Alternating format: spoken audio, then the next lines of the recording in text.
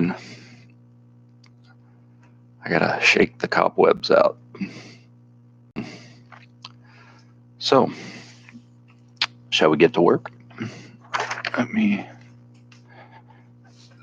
There, that's better. This is what we're going to talk about today, okay? So you can pause, make sure I get it all. Let's see. You can pause the video if you need. A bit better light. So this will be the focus of the lecture today, and we're going to use curls on a machine. I'm going to show you the picture. All right, where to begin? Have you ever done an exercise in the weight room, and let's take some traditional stuff, squats, curls, dips, it really doesn't matter. You should notice that there are periods in the ranges of motion where it feels harder, and there's periods where it feels easier. I'll give you an example. If you're doing a bench press and you know that you're going to lower the bar down, and let's say you're doing a free weight, because on a machine you may start with the concentric, but in the bench press with the bar, you take it off the rack, the first thing is going to be eccentric. Okay. The point is that let's pretend we're doing a free weight bench press. There's going to be periods in that range of motion where it's going to feel harder, and there's going to be certain periods that feel easier. And the reason periods feel harder or easier because they are harder or easier. So when I take that bar off of the, if I take that bar off of the rack, I don't need my muscles to lower it down. I can relax all my muscles. That sucker's coming down. In other words, gravity could speed up the motion coming down. And what is that motion? Well, if I'm talking about my elbows, flexion. If I'm talking about my shoulders, transverse horizontal abduction. If I'm talking about shoulders, mostly sagittal, I'm talking about extension. Okay. So I don't really need my muscles to do that. I got gravity that could speed up those motions. What my muscles need to be able to do is slow down that motion when it comes time to slow it down, and then change its direction and then speed up motion the other way. Now again, once my muscles speed up motion the other way, my muscles don't need to slow it down. Once I have motion in the opposite direction of gravity, my muscles could let off and gravity could slow it down. Like you toss a ball up in the air and gravity slows it down and gravity speeds it up. But gravity can't slow it down as it's falling down. Gravity can only slow it down while it's going up. So the point is that the periods of ranges of motion on exercises that you feel that it's harder, it's because your muscles have to be working more than gravity. Thus, your muscles have to be doing more than the weight that you think you're doing. I'll give you some other examples.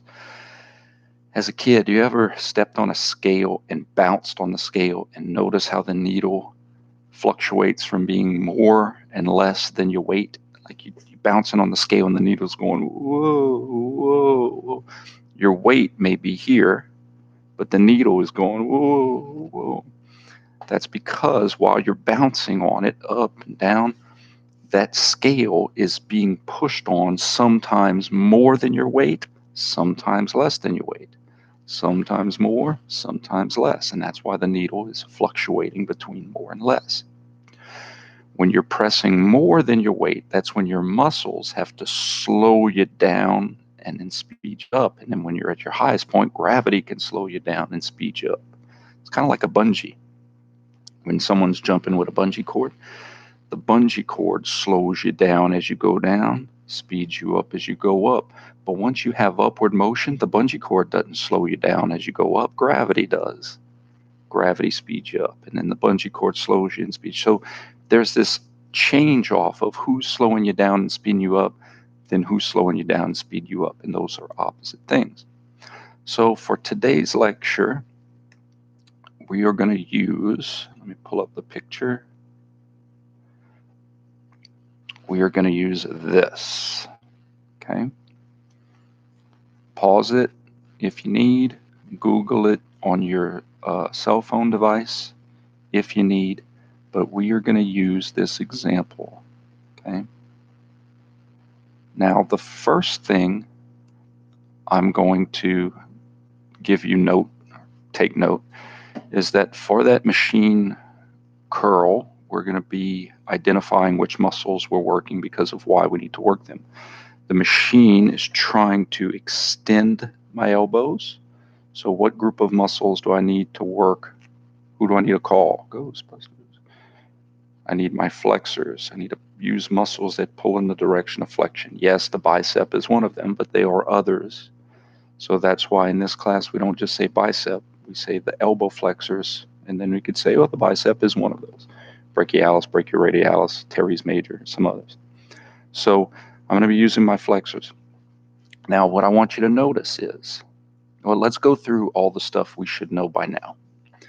Elbow flexors are working. If I observe extension, elbow flexors, extension, eccentric work, right? So the eccentric phase is going to be the entire time I'm extending. Then when I flex, elbow flexors, flexion, concentric, okay? So that's what we should know by now, is we don't associate muscles with motion, but when we're working an agonistic group of muscles, we can associate the muscles with the motion if we include the contraction. Flexors, flexion because of concentric. Flexors, extension because of eccentric. Okay. Now we're going to go down the rabbit hole a little bit further. I'm trying to get you guys to understand and see that if I'm curling 40 pounds, or what I think is 40 pounds, that I'm really not curling 40 pounds the entire time. There's going to be certain periods of that range of motion where my effort is greater than 40. There's going to be certain phases of that effort that's going to be 40, and there's going to be certain phases that are less than 40. And that's what I need to get you guys to see on your test, and that's what this little picture is going to help us to see, okay? A rule of thumb: if it feels like you're working harder, you are. So let's use layman's terms here. Where in this range of motion would I most likely sweat a little more? Where in this range of motion will I more likely strain a little more? Where in this range of motion will it feel like it's harder? At the top or at the bottom? At the bottom. Think about it. Look at my facial expressions to infer my effort. Okay, I'm at the top. This is where I'm getting my breath. I'm like,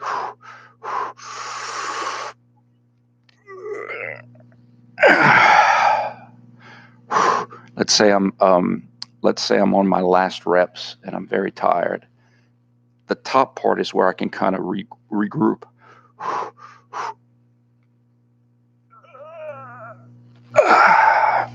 Okay, so let's talk about why on the bottom it feels harder, because it is. Okay, and that is because anytime I'm speeding up or slowing down, remember those phases from last lecture, something has to be greater than something else. That's a Newton thing. Unbalanced forces are responsible for speeding up and slowing down things. So I have to be able to see that at the bottom, I'm slowing down extension, immediately followed by speeding up flexion. Some force had to be greater than another force in order to do that. And at the top, I'm slowing down flexion, speeding up extension. A force has to be greater than another force in order to slow down and speed things up.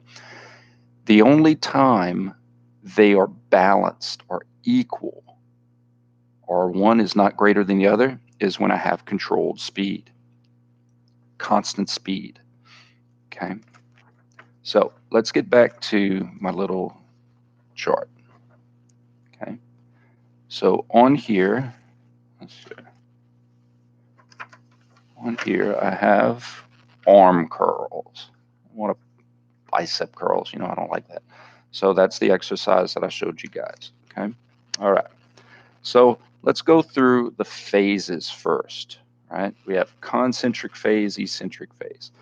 The reason I started with concentric phase is because more than likely on this exercise, when you get into the machine, your first movement is going to be flexion.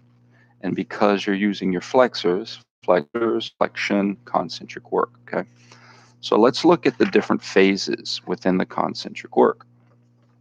I have to look at it because as I'm seeing it on the screen, it's flipped. Okay. So concentric phase, you're going to speed up the flexion.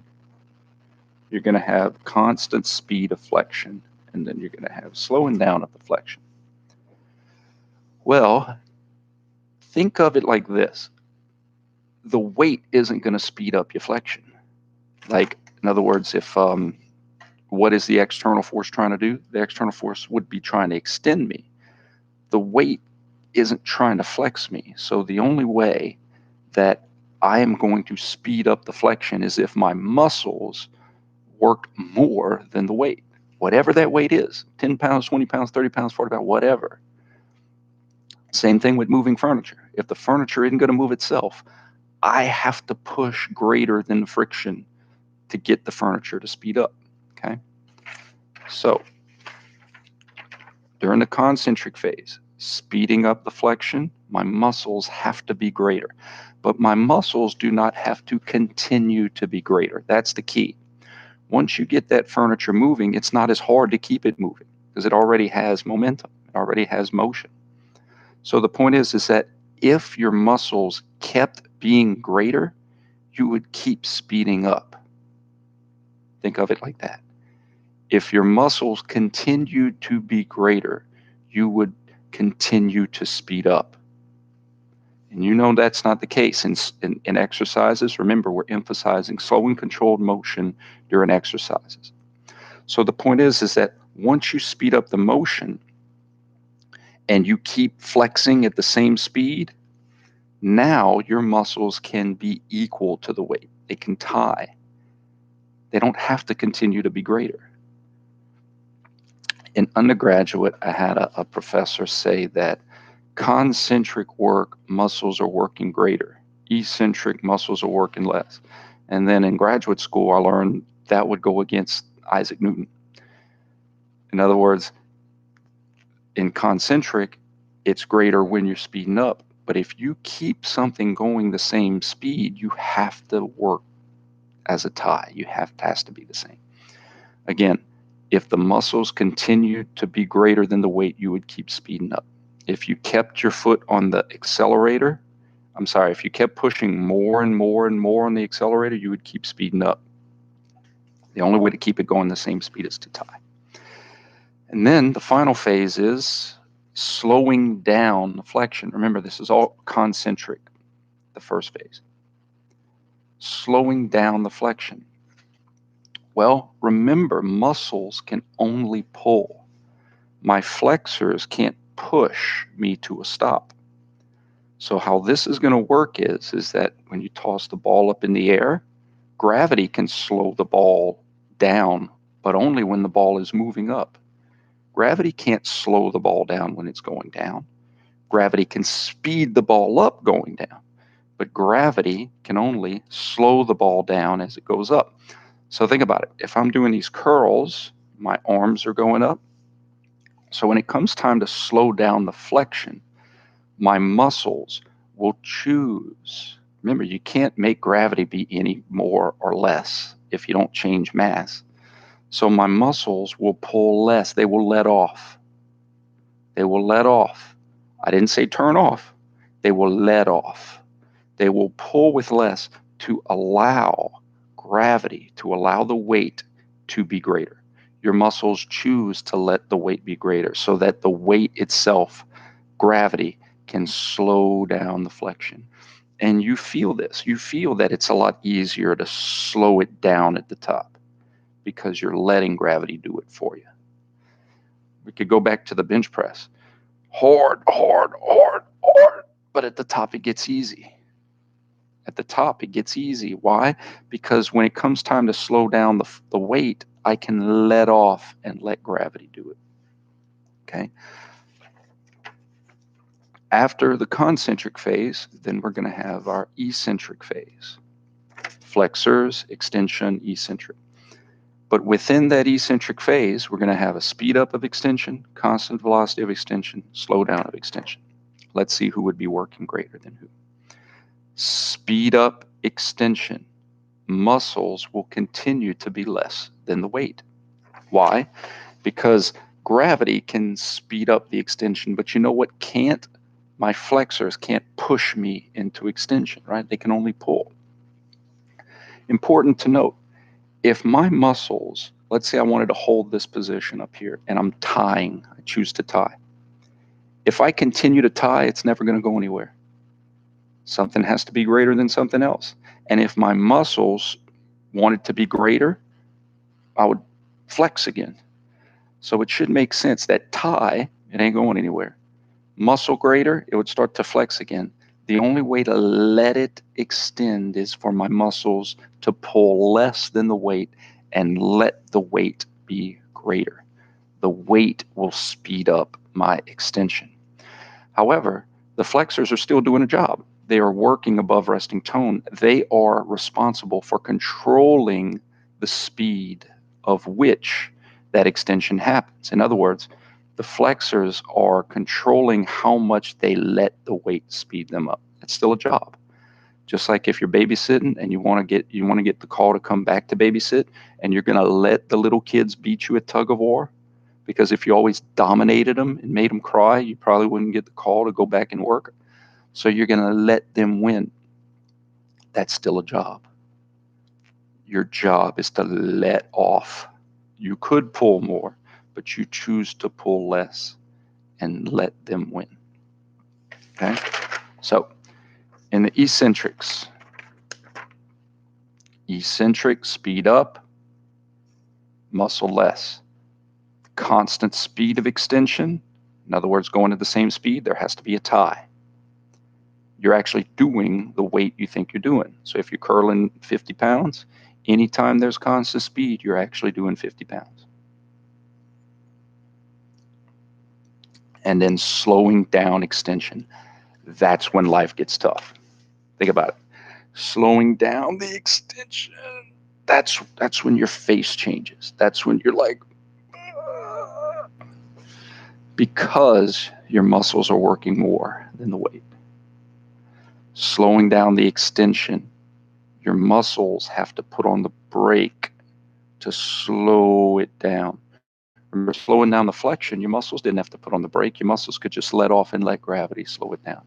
But at the bottom, gravity can only speed you up when you're moving down. So it's your muscles pulling up that have to put on the brake. Now notice this. Notice these two distinct windows. Okay, I wrote that down in the middle. These little asterisks. Okay, I'm going to read them. Yes, ma'am. Hello? I think I just got bootied out by my wife outside. It happens. Okay, so look at these asterisks. Asterisk. Okay, I'm going to read them to you. If slowing down with concentric contractions, the muscles must pull less. That's a key. If the muscle is shortening while trying to shorten, and it comes time to slow down, the muscle can't push you. If I'm playing tug of war and I'm shortening while trying to shorten and I want to slow down, I can't push them to a stop. The only thing I can do is, if I want to slow down the motion, is let off and let whatever's pulling the other way slow me down. Muscles cannot slow you down by working more. Muscles can only allow you to slow down by pulling less. in the concentric phase. In the concentric phase, okay? It's important. Now, here's where it gets different. If slowing down with eccentric work, if slowing down with eccentric contraction, the muscle pull must be more. So if the movement of the tug of war is away from me, pull this way, motion that way, if it's away from me and I want to slow it down, I better pull more than the other force. I better pull more to slow it down the other way. Going back to here, if I have eccentric work, elbow flexors working, extension is the movement, so eccentric work. When it comes time to slowing down the extension, I better pull more than the weight. Slowing down movement, when eccentrics are involved, your muscles have to be greater than whatever they're working against. And those muscles will continue to be greater as you slow down the motion, eventually change the direction of motion when you go from slowing down extension followed by speeding up flexion. You feel that. Your face. That's the hardest thing you can do. So notice, if speeding up with concentric, so notice these are phases. If slowing down with eccentric, and then if speeding up with concentric, these things happen back to back, one after the other. These things happen back to back, one after the other during the curl exercise. Remember, everything's being applied to the curl. So think about it. Slowing down the extension is going to be immediately followed by speeding up the flexion. That's a sequence, one thing after the other. Slowing down the extension, eccentric, followed by speeding up the flexion, concentric. That is a sequence, one after the other. Elbow flexors were working the whole time. In that sequence, your elbow flexors were working more than at any other point in time because your face shows it.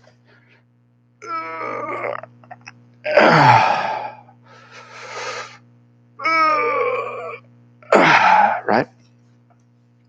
That sequence of slowing down the extension through eccentric, immediately followed by speeding up the flexion, concentric, and your muscle is working more than the weight. That is plyometrics. That's what we call plyometrics. Plyometrics is a very specific sequence where you have eccentric muscle working more, immediately followed by concentric muscle working more. It's a very specific point in the range of motion. Plyometrics is not a type of contraction. The only types of contraction we have, concentric, eccentric, isometric. There's no plyometric in there. What plyometric is a specific sequence of contraction. When you have eccentric followed by concentric, where the muscle is working more than the weight. So this is what plyometrics is also not. Plyometrics is not this followed by this, like the entire range of motion. Plyometrics is very specific. Plyometrics is this part followed by that part. It's only in that small window where you're putting on the brake and then putting on the gas when your muscles are working more. And that's actually why a few things should be kind of making sense to you guys right now.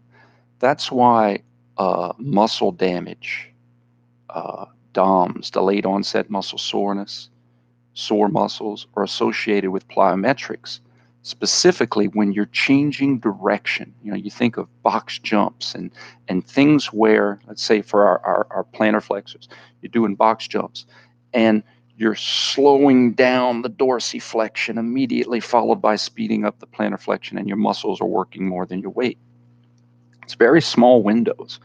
but it's where those small windows of change in direction have tremendous forces applied, because your muscles have to be working a lot more than the weight in order to put on the brake, turn around, and punch the gas. Okay. So now, if your muscles have a sequence of working more than the weight, it should make sense that kind of Newton's laws, right? Can't create or destroy it, equal, opposite, all that junk. There should be a window where the weight is working more than the muscle. And that's true. That would be, in the case of the curls, at the top, slowing down the flexion followed by speeding up the extension. That is a sequence where the weight is greater than the muscles. And it shows, because that part's not as tough. Ladies and gentlemen, think about this. If I tried to squat 1,000 pounds, what could and what couldn't I do? I could half squat 1,000 pounds, and I don't mean like go half a range of motion. I mean like if I had 1,000 pounds on my shoulders, I could fall down. I can't stop it, and I can't make it come back up, because that's when my muscles have to be greater than that 1,000 pounds. But the 1,000 pounds is greater than my muscles, because that's what's going to make me fall down. So again, the key isn't, if I'm trying to max bench, let's say I'm trying to do 300 pounds. About 4 or 5 years ago, I was benching a lot, and my goal was 300 pounds, but I got cut short because of my shoulder. But my point is that imagine taking that off of the weight. What are you really trying to do? The weight could do this to me. I don't need my muscles to be greater to let that happen. But you know what I need my muscles to be greater? My muscles need to be greater when it comes time to slow down that motion, change its direction, and make it come up. But if I was doing a bench and I was strong enough, I was stronger than the weight to speed it up coming back up, my muscles do not need to be greater to slow it down. Once I have it moving in this direction, I could let off and let gravity slow it down, let gravity speed it up. Think about your breathing.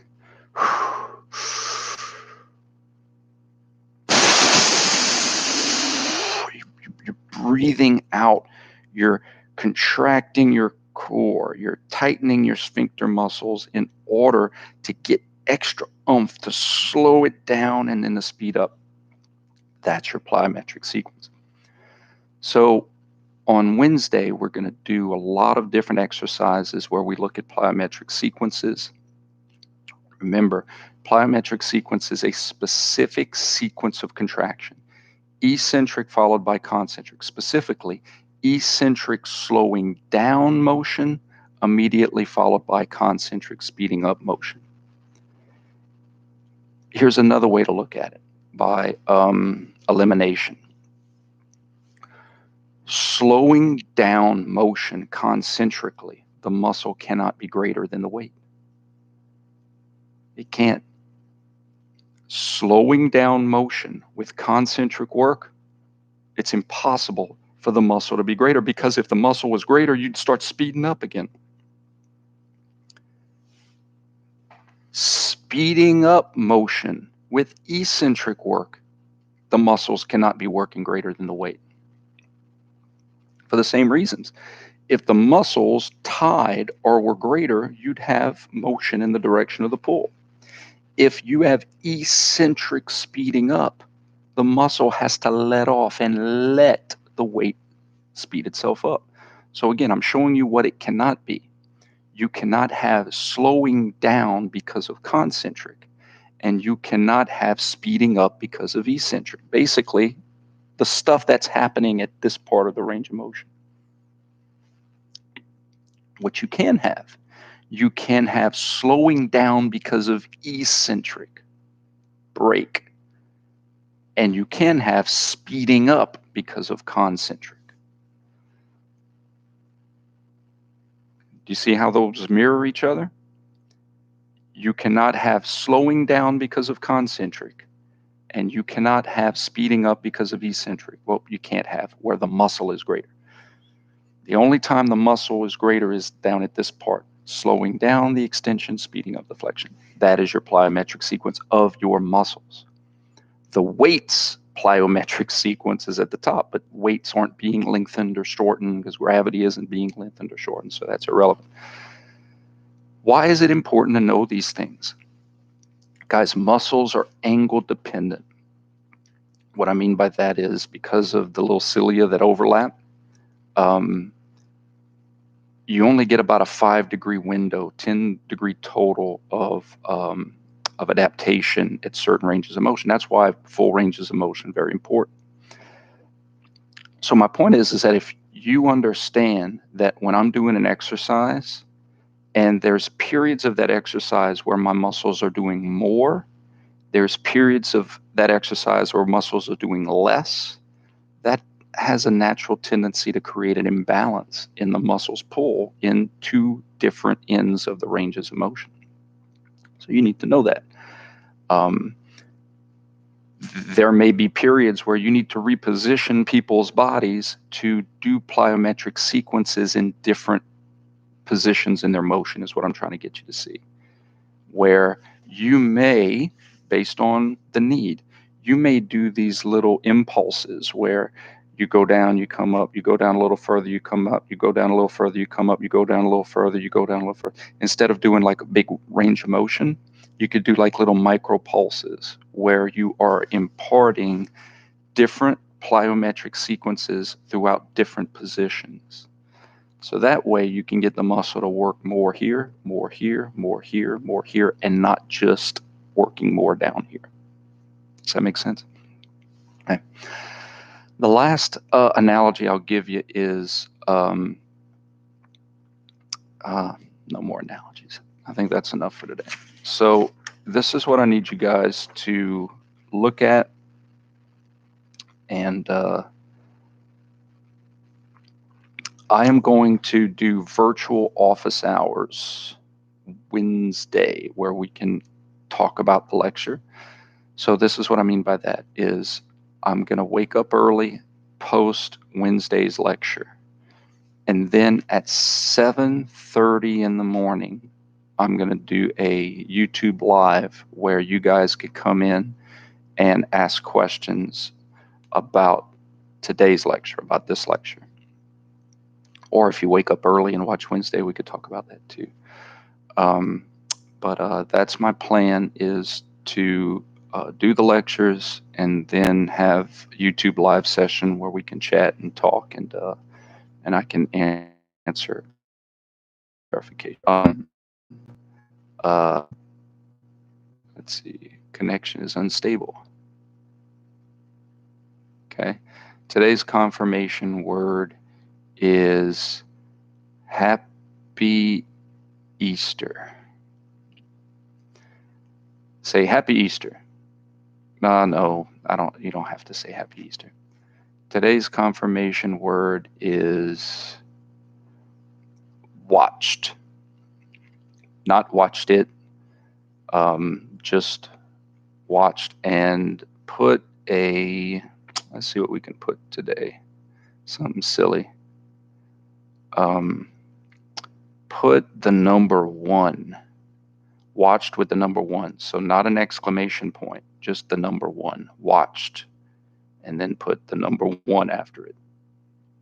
Random, right? Whew. All right, guys. Y'all have a good day. Hit me up if y'all have any questions. I'll send out an email about the office hour stuff. Later.